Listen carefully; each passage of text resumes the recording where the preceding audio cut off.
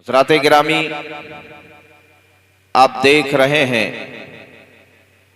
कि सरे शाम से लेकर के अब तक आपके सामने खुतबा, नुकबा, शोरा सब आपके सामने आए और आपके कुलूबो अज़हान को मुनव्वरो मुजल्ला करके गए।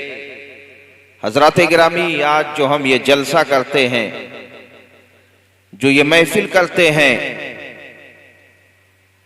जो ये बज़्म करते हैं, जो ये कॉन्फ्रेंस करते हैं, इसका क्या मकसद है?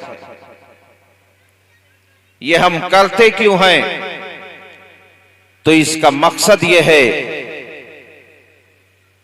कि हमारे बीच में, हमारे समाज में, हमारी सोसाइटी में, हमारी तहजीब में, हमारे किरदार में, हमारी जिंदगी में इस्लाह हो और ये जलसा के सुनने से रब हमें जन्नत अता फरमाए। हज़रात गिरामी, ये जलसा, ये महफिल तबलीग का जरिया है। दीन की बातें बताई जाती हैं, कुरान और हदीस की रोशनी में, आइम्मा की जिंदगी के हवाले से, मुफस्सिरीन की जिंदगी के हवाले से, मुहद्दिसीन के अक़वाल के हवाले से दीन की बातों को आप तक पहुंचाया जाता है। मगर आज बहुत अफसोस होता है जब उन नौजवानों को देखा जाता है, आज अफसोस होता है उन अपने मुस्लिम भाइयों को देखा जाता है, जलसा होता है, घर के सामने बैठे रहते हैं, कोठरी में लेटे रहते हैं, बरामदे में पड़े रहते हैं, मगर नहीं आते और ये कहते हैं हमें तो सब कुछ आता है, हम जाएं तो किस लिए जाएं। हज़रात याद रखो, जो जलसे का इनकाद करता है, जो मजलिसे मुस्तफ़ा करता है, जो महफिले मुस्तफ़ा करता है, जो मीलादे मुस्तफ़ा करता है, जो बज़्मे मुस्तफ़ा करता है, जो भी बज़्मे मुस्तफ़ा में शरीक होता है, आता है नबी के नाम पर आता है, नबी का दीवाना बन करके आता है, नबी का वफादार बन करके आता है, नबी का गुलाम बन करके आता है महफिलों में, खाली हाथ आता है और जाता है तो झोलियों को भर कर। वाह वाह वाह, माशाअल्लाह। एक घंटा, आधा घंटा बैठने के लिए हमें तकलीफ होती है। आज हमारा नौजवान जो गलत रास्ते पर जा रहा है, गलत तहजीब पर जा रहा है, उसका असर यह है कि वो आज जलसों से दूर है, आज वो महफिलों से दूर है, आज वो बज़्म से दूर है। आज 2 घंटा 3 घंटा बैठना हो तो कहते हैं ये मौलाना साहब लोग बारी बारी आ रहे हैं, ये जलसा खत्म नहीं कर रहे हैं। अगर देखो इन नौजवानों को, हाथों में मोबाइल लिए हुए हैं, अगर ड्रीम 11 देखना है और उसमें सट्टेबाजी करनी है और उसमें अगर पैसा लगाना है तो 49 रुपया खर्च करके बैठा रहता है, खाना छोड़ करके बैठा रहता है, पानी छोड़ करके बैठा रहता है, बिस्तर छोड़ करके बैठा रहता है, कारोबार छोड़ करके बैठा रहता है, वालिदैन की खिदमत करके छोड़ के बैठा रहता है। जहां कुछ नहीं मिलता है वहां सारा वक्त जाया कर देता है, और जहां जन्नत मिलती है, जहां नबी की गुलामी मिलती है, जहां नबी की वफादारी मिलती है, जहां नबी की जिंदगी पर चलने का पता मिलता है, वहां आने से हम दूर हो जाते हैं। ऐ मुसलमानों, तुम इन उलमा से करीब हो जाओ, तुम्हारी जिंदगी भी बन जाएगी और तुम्हारी आखिरत भी। क्या बात, क्या बात, बहुत। आज हम यहाँ पर आए हैं, जैसे आप 4-4 घंटा मोबाइल में टकटकी बांध करके देखते हो, क्या मिलता है? सिर्फ ये कि आखिर में कौन 20 लाख जीता, कौन 1 करोड़ जीता, और पूरा वक्त बर्बाद कर देते हो।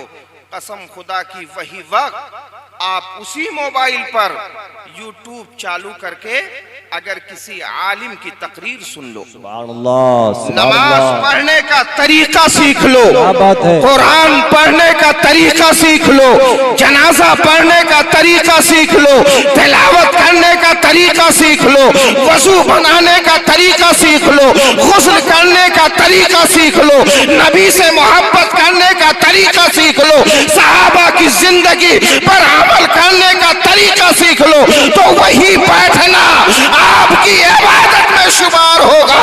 जब तक बैठे रहोगे अल्लाह सवाब। क्या बात है, क्या बात है। मगर आज जब हम अपने दिल को दीन से लगाते हैं, कुरान से लगाते हैं, हदीस मुस्तफ़ा से लगाते हैं, तो शैतान हमारे ऊपर सवार हो जाता है। वो कहता है क्या कर रहे हो, उठा करके लेकर के चला आता है। और जब ड्रीम 11 और मैचों में लगता है दिल, तो लगा रह जाता है। आए मुसलमानों, आए हो यहाँ पर, सहाबा की जिंदगी को देखो। आज जो इस्लाम हम तक पहुंचा है, आज जो दीन हम तक पहुंचा है, आज जो कुरान को हम सीने से लगाए हुए हैं, ये आकाए दो आलम सल्लल्लाहु अलैहि वसल्लम का सदका है, खुलफाए राशिदीन का सदका है, सिद्दीक़ अकबर का सदका है, फारूक आजम का सदका है, उस्मान गनी का सदका है, अली मुर्तजा का सदका है।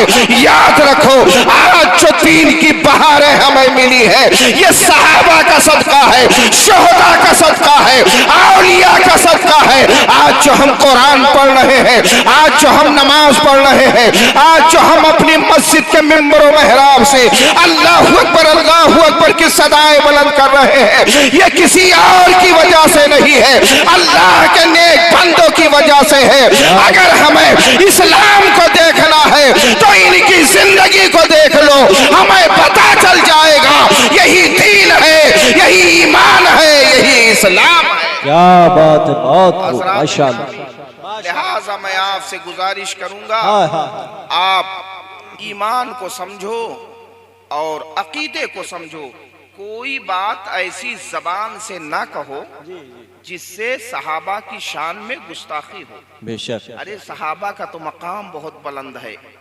असहाबी का नजूम, मेरे सहाबा तारों के मानिंद हैं। सारे सहाबा जन्नती हैं। कोई वली कितना भी बड़ा हो जाए, वो सहाबी के मर्तबे को नहीं पहुंच सकता। सहाबा का इतना मर्तबा है।